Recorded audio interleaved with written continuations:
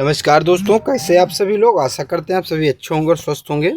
जो आज का हमारा टॉपिक है वह यूपी पुलिस जो एग्ज़ाम हो रहा है। तो आपको पता है 23 को एग्ज़ाम हुआ, अब 24 यानी कि आज एक एग्ज़ाम है। तो मैं आपको वही जीएस तथा हिंदी के महत्वपूर्ण प्रश्न PYQ करवाने जा रहा हूँ। ठीक है, तो चलिए बिना किसी देरी के शुरू करते हैं। आप लोग ये वीडियो पूरा देखिएगा क्योंकि ये PYQ है, आपको यहाँ से काफ़ी कुछ सीखने को मिलेगा। तो पहला क्वेश्चन है हमारा, वर्तनी की शुद्ध दृष्टि से शुद्ध शब्द क्या है। यानी कि वर्तनी की इस दृष्टि से शुद्ध शब्द क्या होगा। तो आपसे प्रज्वलित पूछ रहा है कि प्रज्वलित कैसे लिखा जाएगा। तो प्रज्वलित ऐसे लिखा जाएगा, कैसे, ऑप्शन नंबर सी जैसे है वैसे प्रज्वलित लिखा जाएगा। तो सी इसका सही उत्तर होगा। अब आपसे उज्ज्वल भी पूछ सकता है कि उज्ज्वल कैसे लिखा जाता है। देखिए उज्ज्वल ऐसे लिखा जाता है, कुछ शब्द हैं जो रिपीट होते हैं और हर बार गलत होते हैं। तो उज्ज्वल ऐसे लिखा जाएगा क्योंकि डबल जा यहाँ पे होगा, डबल जा आधा जा होगा वो अपर होगा। ठीक है, अगला प्रश्न है, निम्नलिखित में से कौन सा शब्द पुल्लिंग नहीं है। कह रहा कौन सा शब्द जो है पुल्लिंग नहीं है। तो पुल्लिंग कौन सा शब्द नहीं है। देखिए समाज भी पुल्लिंग है, खरगोश भी पुल्लिंग है और पुल्लिंग नहीं, पूर्णिमा पुल्लिंग नहीं है। तो ऑप्शन नंबर जो है सी यहाँ पे एकदम सही उत्तर हो जाएगा। ठीक है, अगला प्रश्न है हमारा, निम्नलिखित में से कौन सा शब्द पुल्लिंग है। कह रहा कौन सा शब्द पुल्लिंग है। तो इसका सही उत्तर होगा घाघरा। क्या होगा, घाघरा इसका जो है होगा पुल्लिंग है। ठीक है, अगला प्रश्न है हमारा, राष्ट्रीय जागरण और सांस्कृतिक विकास के ओजस्वी कवि के रूप में प्रसिद्ध हैं या किसे जाना जाता है। तो रामधारी सिंह दिनकर को जाना जाता है। ऑप्शन नंबर ए इसका एकदम सही उत्तर हो जाएगा। अगला प्रश्न है, निम्नलिखित विकल्पों में से नीचे दिए गए विकल्प का बहुवचन रूप चुनिए। नीचे दिए गए विकल्प का बहुवचन रूप चुनना है। कौन सा है, माता। माता का बहुवचन क्या होगा, हम लोग बताना। माता का जो है बहुवचन क्या होगा। तो माता का बहुवचन होगा माताएं। तो ऑप्शन नंबर बी इसका सही उत्तर हो जाएगा। ठीक है, अगला प्रश्न है, निम्नलिखित विकल्पों में से नीचे दिए गए शब्द का एक वचन रूप चुनिए। एक वचन रूप चुनिए। कौन सा शब्द है, गौवें। तो गौवें का एक वचन क्या होगा। गौवें मतलब बहुवचन है, इसका एक वचन होगा गौ। क्या होगा, गौ। गौ इसका एक वचन होगा। ठीक है, ऑप्शन नंबर डी यहाँ पे सही उत्तर हो जाएगा। ठीक है, अगला, प्राचीनतम भारतीय भाषा कौन सी है। कह रहा प्राचीनतम भारतीय भाषा कौन सी है। तो आप लोगों को पता संस्कृत है प्राचीनतम भारतीय भाषा, लेकिन अब वैदिक संस्कृत है या लौकिक संस्कृत है। तो इसका सही उत्तर होगा वैदिक। कौन सी, वैदिक संस्कृत। तो ऑप्शन नंबर सी इसका सही उत्तर हो जाएगा। अगला प्रश्न है, कृष्णा सोबती को उनके किस उपन्यास के लिए साहित्य अकादमी पुरस्कार मिला है। तो कौन से उपन्यास के लिए उन्हें साहित्य अकादमी पुरस्कार मिला। तो जिंदगी नामा के लिए दिया गया। ऑप्शन नंबर डी इसका सही उत्तर हो जाएगा। ठीक है, अगला प्रश्न है, गुड़ गोबर कर देना मुहावरे का उचित अर्थ क्या है। तो गुड़ गोबर कर देने का मुहावरे का उचित अर्थ होता है बना बनाया काम बिगाड़ देना। ऑप्शन नंबर जो सी हमारा सही उत्तर हो जाएगा। ठीक है, अगला प्रश्न है, आसमान फट जाना मुहावरे का सही अर्थ है। आसमान फट जाना मुहावरे का सही अर्थ क्या होगा। तो आसमान फट जाना मुहावरे का सही अर्थ होगा अचानक आफत पड़ना। आसमान फट जाना इसी को मुहावरे में कहा जाता है। अगला प्रश्न है, निम्नलिखित वाक्यांश से तू सार्थक शब्द की पहचान करे। जो सामने ना हो उसे क्या कहा जाएगा। आपको बताना है, एक शब्द में बताना, जो सामने ना हो उसे क्या कहा जाएगा। आप लोगों को बताना। तो उसको कहा जाएगा परोक्ष। क्या कहा जाएगा, परोक्ष। ऑप्शन नंबर ए इसका सही उत्तर हो जाएगा। अगला प्रश्न है, मेहनत से ऐसी सफलता मिलती है जिसकी आशा न की गई हो। वाक्य में प्रयुक्त जिसकी आशा न की गई हो। क्या बताना है आपको, जिसकी आशा न की गई हो के लिए उपयुक्त शब्द है। एक शब्द क्या होगा, जिसकी आशा न की गई हो उसके लिए एक शब्द क्या है, अप्रत्याशित। क्या कहते हैं, अप्रत्याशित। Option number D. अगला है, निम्नलिखित में से कौन सी प्रणयार्थक क्रिया है। आपको अभी समझना होगा प्रणयार्थक क्रिया किसे कहते हैं।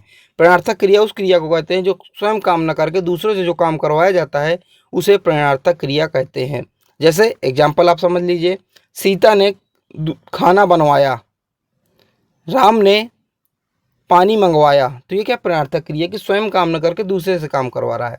तो अगर चलना देखो, चलेगा तो खुद चलेगा, उठेगा तो खुद उठेगा, गिरेगा तो खुद गिरेगा, लेकिन पढ़ाना जो है ये प्रणयार्थक क्रिया है क्योंकि इसमें स्वयं वो सम्मिलित नहीं है। अगला है, निम्नलिखित में से शब्द कौन सा शब्द विशेषण है। कर आपसे कौन सा शब्द विशेषण उसको छांटना है। देखिए राजा ये विशेषण नहीं है, ईश्वर विशेषण है, राम विशेषण है, ये नया विशेषण है। विशेषण किसे कहते हैं, जो शब्द जो विशेषता बताते हैं उन्हें विशेषण कहते हैं। तो नया कोई चीज़ की विशेषता बता रहा है, जैसे वस्तु नई है ये इसलिए विशेषण होगा।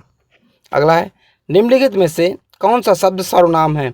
तो कौन सा शब्द जो है सर्वनाम है? देखिए चमकीला, सुंदर, नुकीला ये क्या है? ये विशेषण है, ठीक है, लेकिन कोई क्या है? ये सर्वनाम है। तो ऑप्शन नंबर ए इसका सही उत्तर होगा, ठीक है। अगला, मैं कौन सा सर्वनाम है, यानी कि कह रहा मैं है जो इस शब्द में कौन सा सर्वनाम है, आप लोगों को बताना मैं में कौन सा सर्वनाम है। देखिए निजवाचक में होता आप वगैरह आता है, ठीक है, आप, तो इसमें आप है नहीं तो ये निजवाचक होगा नहीं। संबंध में संबंध की बात की जाती है, संबंध है ही नहीं इसमें, मैं में कौन सा संबंध नहीं दिख रहा। निश्चयवाचक है ही नहीं, पुरुषवाचक होगा, तो ऑप्शन नंबर सी इसका सही उत्तर होगा, ठीक है। अगला प्रश्न, यह चांदी खोटी सी दिखती है, इस वाक्य में खोटी सी विशेषण का प्रकार है। कह रहा जो खोटी सी दिखती है तो इसमें खोटी सी किस विशेषण का कौन सा प्रकार है? तो संख्यावाची, देखिए जब संख्या बताई जाती है तो संख्यावाची होता है, ये होगा नहीं, परिमाण होगा नहीं, पूर्णांक होगा नहीं, तो गुण बताया जा रहा है कि खोटी सी है तो गुण बताया जा रहा है, तो ऑप्शन नंबर ए इसका सही उत्तर होगा। अगला है, निम्नलिखित में से जातिवाचक संज्ञा का शब्द नहीं है, जातिवाचक संज्ञा का शब्द नहीं है, तो कौन सा जातिवाचक संज्ञा का शब्द नहीं है? तो गंगा, क्या गंगा इसका सही उत्तर होगा। अगला है, नीचे दिए गए वाक्य में कालवाचक क्रिया विशेषण ज्ञात कीजिए। करा कालवाचक क्रिया विशेषण ज्ञात करना है, तो कभी कभी जो है कालवाचक क्रिया विशेषण होगा, ऑप्शन नंबर बी, ठीक है। अगला, अक्षता उपवन में टहलने गई थी, उपयुक्त वाक्य को संयुक्त वर्तमान काल का प्रयोग करके पुनः लिखिए। संयुक्त वर्तमान काल क्या होता है? जिसमें पता चले कि गया है कि नहीं गई, जिसमें संदेह रहे कि काम हुआ है कि नहीं हुआ है, ठीक है। तो देखिए अक्षता उपवन में टहलने गई होगी, गई, टहलने गई, इसमें बात कन्फर्म है कि गई है, ठीक है। अक्षता उपवन में टहल रही थी, इसमें भी कन्फर्म है कि टहल रही थी। अक्षता उपवन में टहलने गई होगी, होगी या नहीं होगी, इसमें क्या है? ये इसमें संदेह बना है, तो ऑप्शन नंबर सी, ठीक है। अगला, निम्नलिखित में किस वाक्य में उद्धरण चिन्ह का प्रयोग किया गया? अब आपको उद्धरण चिन्ह पता ना है किस कैसा होगा उद्धरण चिन्ह, ऐसे जो लिखते ना कुछ फिर इसके बाद ऐसे लगा देते उद्धरण चिन्ह, इन्हें उद्धरण चिन्ह कहते हैं। जैसे ये है, रघुकुल रीत सदा चले आई, प्राण जाए पर वचन न जाए, ये उद्धरण चिन्ह है, तो ऑप्शन नंबर बी है ये हमारा रघुकुल वाला, तो ऑप्शन नंबर बी हमारा सही उत्तर होगा, ठीक है। अगला, निम्नलिखित प्रश्न में चार विकल्पों में से उस विकल्प का चयन करें जो शब्द युग्म के लिए सही अर्थ और सही विकल्प है। तो आप लोगों को पता है प्राचीन का मतलब क्या होता है? प्राचीन का मतलब आप लोगों को पता है पुराना होता है, तो आपको जहाँ जहाँ पुराना है देखिए भूमि वाला होगा नहीं और झांकी वाला होगा नहीं, अब बचे दो हमारी, ये होगा पुराना और नतीजा, ठीक है। अब देखिए प्राचीर का मतलब क्या होता है? प्राचीन का मतलब पुराना, प्राचीर का मतलब होता है दीवार, तो ये भी होगा नहीं, तो हमारा ऑप्शन नंबर बी हमारा सही उत्तर होगा, ठीक है। अगला प्रश्न है, निम्नलिखित में से कौन सा शब्द द्वंद्व समास का उदाहरण है? करा कौन सा शब्द जो द्वंद्व समास का उदाहरण है? तो द्वंद्व समास का कौन सा उदाहरण है? तो द्वंद्व समास का उदाहरण है हार जीत। अब द्वंद्व समास कौन सा समास होता है? जहाँ योजक चिन्हों का प्रयोग होता है, ये योजक चिन्ह होता है। जैसे माता पिता, देखिए माता और पिता, तो योजक चिन्ह फिर क्या लिखेंगे? पिता, तो इसे क्या कहते हैं? इसे कहते हैं द्वंद्व समास। अगर द्विगु समास की बात करें तो द्विगु समास में पहला शब्द क्या होता है? संख्यावाची होता है। जैसे तिरंगा, तिरंगा यानी कि तीन रंगों का समूह तिरंगा, समझ में आ गया? तो हार जीत यहाँ पे क्या होगा? द्वंद्व समास। अगला है, कौन सा शब्द कर्मधारय समास का उदाहरण नहीं है? कह रहा कौन सा शब्द जो है कर्मधारय समास का उदाहरण नहीं है? देखिए का पुरुष मतलब कायर है जो पुरुष, कनकलता ये भी कर्मधारय समास है, और मृगलोचन मृग के समास लोचन ये भी कर्मधारय है, लेकिन त्रिचित्रेश जो है कर्मधारय समास का उदाहरण नहीं, ऑप्शन नंबर सी इसका सही उत्तर होगा। अगला, परिच्छेद में उपसर्ग है, तो परिच्छेद में कौन सा उपसर्ग हो? तो परि उपसर्ग होगा, ये सरल है, ऑप्शन नंबर इसका सही उत्तर होगा। अगला प्रश्न है, किस विकल्प में मूल शब्द एवं प्रत्यय का विभाजन दोषपूर्ण है? यानी किस विकल्प में जो है गलत जो है मूल शब्द एवं प्रत्यय बनाया गया है?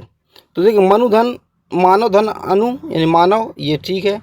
बुढ़ापा क्या होगा? बूढ़ा धन आपा, ये भी ठीक है। और ग्रामीण का क्या होगा? ग्राम धन ईन, ये भी सही है। लेकिन मारुति का मारुत धन ई नहीं होगा, तो ये हमारा गलत है, ऑप्शन नंबर ए सही उत्तर होगा। अगला प्रश्न है, किस विकल्प में उचित विलोम शब्द युग्म का प्रयोग हुआ है? उचित विलोम शब्द युग्म का प्रयोग हुआ है, तो देखिए उचित किसका हुआ है? अनिवार्य का आवश्यक वैकल्पिक होता है, आवश्यक नहीं होता, तो इसका नहीं उपयोग हुआ है। जटिल का सरल होता है, कुटिल नहीं होता, इसका नहीं हुआ है। ये भी संधि का समास नहीं होता, इसका भी गलत है। लेकिन कर्कश का मधुर होता है, ये एकदम सही जोड़ा है। तो ऑप्शन नंबर डी इसका सही उत्तर होगा। ठीक है, अगला, निम्न में से कौन सा जल शब्द का पर्यायवाची है? आप लोगों को पता है जल शब्द का, आप लोगों को पता होगा नीर जल शब्द का पर्यायवाची। अगला, यड़ स्वर संधि की दृष्टि से असुमेलित विकल्प का चयन करें। तो इसका सही उत्तर होगा अति धन अधिक अत्यधिक। ठीक है, असुमेलित है क्योंकि यहाँ पे बड़ा या नहीं होना चाहिए, सिंगल या होना चाहिए। अगला, भारत में को राष्ट्रीय विज्ञान दिवस के रूप में मनाया जाता है। भारत को राष्ट्रीय विज्ञान दिवस के रूप में कब मनाया जाता है? ये मनाया जाता है 28 फरवरी को, ऑप्शन नंबर बी। ठीक है, अब देखिए यहाँ तक हमारे हिंदी क्वेश्चन थे। अब हमारा जो ये स्टार्ट होगा यहाँ से जीएस स्टार्ट होगा। क्या हो? जीएस के क्वेश्चन स्टार्ट हो गए। 29 मैंने आपको हिंदी क्वेश्चन, ये टॉप क्वेश्चन है और ये प्रीवियस ईयर क्वेश्चन है। ठीक है, अब यहाँ से हम आपको क्या कराएंगे, जीएस यहाँ से स्टार्ट होगा। तो इसका मैंने आपको बता दिया, जो विज्ञान दिवस है 28 फरवरी को मनाया जाता है। अगला है, निम्नलिखित में से कौन सा भारत में सबसे ऊंचा गुरुत्व बांध है? सबसे ऊंचा गुरुत्व बांध भारत में कौन सा है? तो ये है Bhakra Nangal, option number B इसका सही उत्तर हो जाएगा। ठीक है, अगला प्रश्न है, निम्नलिखित में से किसे लोकहितवादी के रूप में जाना जाता है? तो लोकहितवादी के रूप में किसे जाना जाता है? गोपाल हरि कृष्ण को लोकहितवादी के रूप में जाना जाता है, ऑप्शन नंबर 20 का सही उत्तर होगा। अगला प्रश्न है, हैजा और प्लेग के लिए दुनिया का पहला टीका विकसित करने वाला सूक्ष्म जीव विज्ञानी कौन था? तो कौन था? तो वो था वाल्ड लेलर। कौन था?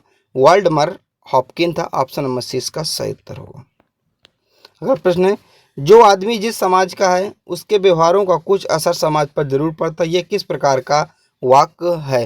तो ये मिश्र वाक्य है। क्या किस प्रकार का वाक्य है? मिश्र वाक्य। मिश्र वाक्य वो वाक्य होते हैं जो दो वाक्यों को जोड़ के बनाया जाता है। जैसे वो पहला वाक्य क्या है, जो आदमी जिस समाज पर रहता है, ये पहला वाक्य हो गया। उसके व्यवहार कुछ असर समाज पर पड़ते हैं, दूसरे वाक्य। तो दो वाक्यों को कंबाइन करके बनाया गया मिश्र वाक्य होगा। अगला है, निम्नलिखित में से किस अधिनियम ने पिट्स इंडिया अधिनियम के द्वैध शासन को समाप्त कर दिया? तो इसका सही उत्तर होगा ऑप्शन नंबर बी, भारत सरकार अधिनियम 1858। अगला है, क्षेत्रीय आतंकवाद विरोधी संरचना RATS जिसे कहा जाता है शॉर्ट में, निम्नलिखित में से किस अंतर्राष्ट्रीय संगठन से संबंधित है? तो किससे संबंधित? संघाई सहयोग संगठन से संबंधित है, SCO। आप लोगों को पता है इसका मुख्यालय कहाँ है। अगला है, मार्स परवेंस रोवर को संचालित करने वाले पहले भारतीय कौन थे? तो पहले भारतीय कौन थे? तो डॉक्टर अक्षता कृष्णमूर्ति जो है पहले भारतीय थे, ऑप्शन नंबर ए इसका सही उत्तर। अगला, अशोक के शिलालेख मुख्यतः किस भाषा में लिखे गए हैं? तो ये प्राकृतक भाषा में लिखे गए हैं, ऑप्शन नंबर सी इसका सही उत्तर हो जाएगा। ठीक है, अगला प्रश्न है, कि राज्य सरकार ने महतारी वंदना योजना 2024 शुरू की? तो छत्तीसगढ़ ने। किसने? छत्तीसगढ़ ने शुरू किया, ऑप्शन नंबर जो है इसका सही उत्तर हो जाएगा। अगला प्रश्न है, 2011 की जनगणना के अनुसार जनसंख्या का घनत्व प्रति व्यक्ति वर्ग किलोमीटर है। तो कितने प्रति व्यक्ति वर्ग किलोमीटर है? तो 382। क्या? 382, ऑप्शन नंबर सी। अगला है, स्वतंत्र बंगाल राज्य की स्थापना किसने की थी? तो स्वतंत्र बंगाल राज्य की स्थापना कुली मुर्शिद कुली खान ने किया था, तो ऑप्शन नंबर 20 का सही उत्तर। अगला प्रश्न है, भारत का वर्णन करते हुए किसने विविधता में एकता वाक्यांश का प्रयोग किया है? तो जवाहरलाल नेहरू ने किया, ऑप्शन नंबर सी इसका सही उत्तर हो जाएगा। अगला है, निम्नलिखित में से किस देश में अधिकतम काल क्षेत्र यानी कि टाइम जोन है? किस देश में अधिकतम टाइम जोन है? तो ये फ्रांस में, ऑप्शन नंबर इसका सही उत्तर होगा। अगला प्रश्न है, 2000 में द्रोणाचार्य पुरस्कार जीतने वाली पहली महिला भारोत्तोलन कोच कौन थी? तो कौन थी? तो उसका सही नाम है हंसा शर्मा, ऑप्शन नंबर डी इनका सही उत्तर हो जाएगा। अगला प्रश्न है, बागदाद किस देश की राजधानी है? तो इसका सही उत्तर होगा इराक। इराक है बागदाद देश की राजधानी, आप लोगों को इसको याद रखना है। अगला है, भ्रष्टाचार निवारण अधिनियम के प्रयोजन के लिए कौन लोक सेवक नहीं है? तो कौन लोक सेवक नहीं है? तो ठेकेदार लोक सेवक नहीं है, ऑप्शन नंबर 20 का सही उत्तर। सरकार के लिए कमीशन के आधार पर कार्य करने वाला ठेकेदार। ठीक है, अगला प्रश्न है, उत्तर प्रदेश सरकार ने वंचित वर्गों की बेटियों को सक्षम और आत्मनिर्भर बनाने के लिए किस प्रशिक्षण कार्यक्रम के तहत समग्र शिक्षा अभियान शुरू किया?